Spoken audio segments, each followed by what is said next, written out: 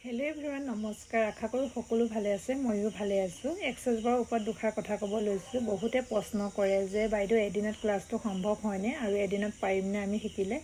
কিয় নোৱাৰিব, পাৰিব। প্ৰথমতে মই কি হয় আৰু এটা কথা কওঁ যে মানি ক্লাছটো গিফ্ট নিদিয়ে নেকি আপুনি? মোক বহুতে কুৱেশ্যন কৰিছিলে। মই কৈছোঁ যে এক্সাৰচাইজ বাৰ ক্লাছটোহে মই প্ৰথম কৰিছিলোঁ, যেতিয়া মানি ক্লাছটো মই চিনি নাপাইছিলোঁ। কিন্তু এক্সাৰচাইজ বাৰেহে মোৰ জীৱনটো সলনি কৰিছিলে। তাৰ পাছতহে মই মানি ক্লাছটো কৰিছোঁ। কিন্তু এদিনীয়া যিহেতু এক্সাৰচাইজ বাৰ ক্লাছটো হয়, তাত বেলেগ এটা ক্লাছ আমি নভৰাওঁ, কাৰণ সেই ক্লাছটো মন প্ৰাণ দি ভালকৈ শিকাব লাগিব আৰু নিজেও শিকিব লাগিব, তেতিয়া আপুনি পাৰিব।